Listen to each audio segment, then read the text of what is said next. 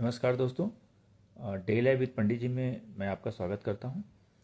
आज जो ये वीडियो बना रहा हूं मैं, इसका पर्पस जो ये करंट में सिनेरियो चल रहा है ये नीट के एग्ज़ाम को लेकर के, और हमारे आदरणीय प्रधानमंत्री जी ने जो सोने की खरीद को लेकर के जो बातें कही है, मैं अपने प्रधानमंत्री जी के की बातों के साथ, और जो उन्होंने कहा है कि हमें जो पेट्रोलियम प्रोडक्ट की कमी वैश्विक स्तर पे जो चल रही है उसकी वजह से काफ़ी दिक्कतें आने वाले टाइम पे हो सकती हैं, जिसकी वजह से पब्लिक ट्रांसपोर्ट यूज़ करना चाहिए, या जहाँ तक पॉसिबल हो हम वर्क फ्रॉम होम कर लें, या ऑफिशियल जो कुछ मीटिंग्स वगैरह हैं उसको वर्चुअली कंप्लीट कर लें।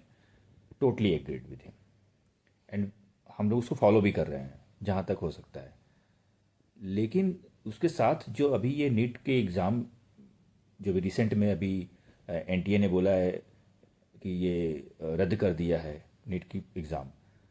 पिछले 3 सालों से अगर लगातार बात करें तो 2024 में यूजी नीट यूजी का एग्ज़ाम पेपर लीक हुआ था, 25 में नीट पीजी हुआ, फिर से नीट का एग्ज़ाम 26 में फिर से लीक हो गया। तो ये जो नीट का एग्ज़ाम लीक हो रहा है, पेपर लीक हो रहे हैं, इसमें जिस लेवल पे ये खरीद इसकी पेपर्स की हुई है, मेरा जो पर्सनल जो मैं इसमें समझ पा रहा हूँ कि ये बिना गवर्नमेंट के किसी बड़े ऑफिशियल के मिली भगत के ये पॉसिबल नहीं है। और ये कोई बहुत छोटी बात नहीं है। लेकिन न्यूज़ में आप देखोगे, पूरे दिन आप न्यूज़ चलाओ या सोशल मीडिया यूज़ करो, उस पर आपको क्या मिलेगा? आपको ज़्यादातर क्या दिखा रहे हैं कि जो गवर्नमेंट के ऑफिसर्स हैं, मंत्रीज हैं, वो क्या चल रहे हैं, वो पब्लिक ट्रांसपोर्ट यूज़ कर रहे हैं। ये ठीक है, उसको हम एग्री करते हैं, फॉलो करेंगे। लेकिन जो ये एग्ज़ाम से लेकर के बच्चों की फैमिली, जो 22 लाख बच्चे का भविष्य जुड़ा हुआ है उससे, उसके साथ उनका पूरा परिवार, गांव, सब लोग जुड़े होते हैं। और एक जो आम घर का जो बच्चा होता है वो किस तरीके से पढ़ाई करता है, किस स्थिति से गुजरता है, उसकी मानसिक स्थिति क्या होगी इस समय, कि जो इतने साल से तैयारी करके परीक्षा एग्ज़ाम देता है, उसको पता चलता है कि एग्ज़ाम ये कैंसिल हो गया। मतलब आप फील कर सकते हो कि किस मेंटल स्ट्रेस से वो गुजर रहा है।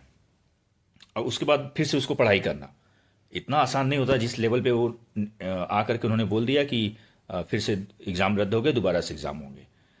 तो इसमें गवर्नमेंट की इन्वॉल्वमेंट, गवर्नमेंट के लोगों की इन्वॉल्वमेंट है, ये क्लियर है, इसकी पूरी जांच होनी चाहिए।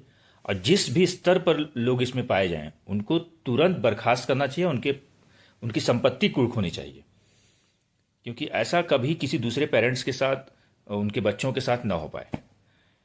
जो शिक्षा है, अभी मैं कहीं के किसी का वक्तव्य पढ़ रहा था, कोई बोल रहे थे कि जब मोदी जी इतना सिक्रेसी रखते हैं कि अगर हमें किसी को आइडिया नहीं होता कि कौन कहाँ का चीफ मिनिस्टर बनने वाला है, या कौन सा मंत्रालय किसको मिलने वाला है, या कब क्या वो बोल दे, कब आकर के लॉकडाउन की घोषणा कर दे, किसी को कुछ आइडिया नहीं।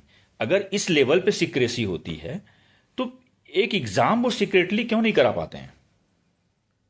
क्यों हर बार पेपर लीक होता है?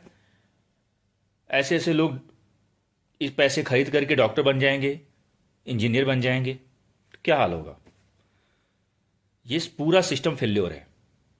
इसको एक्सेप्ट करें, इस पे जितनी चर्चा हो करनी चाहिए, पूरा इस पे बायकॉट होना चाहिए। और हमारे जो शिक्षा मंत्री हैं, मैं इतना उनके बारे में मुझे जानकारी नहीं है, लेकिन जो करंट सिनेरियो मैं देख रहा हूं, उनको रिस्पॉन्सिबिलिटी लेनी चाहिए और उनको अपने पद से इस्तीफा देना चाहिए।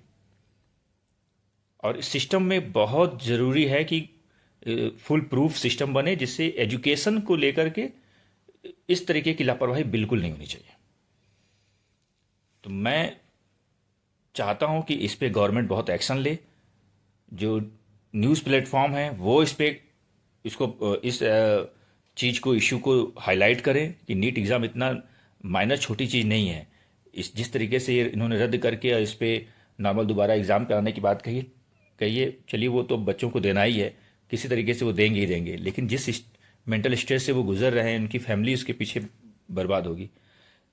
इस पर जरूर कुछ ना कुछ एक्शन होना, बहुत बड़ा एक्शन होना चाहिए। जो भी इसमें इन्वॉल्व हो, चाहे वो किसी भी लेवल का आदमी हो, उसको बर्खास्त करना चाहिए, उसकी पूरी संपत्ति कुर्क होनी चाहिए।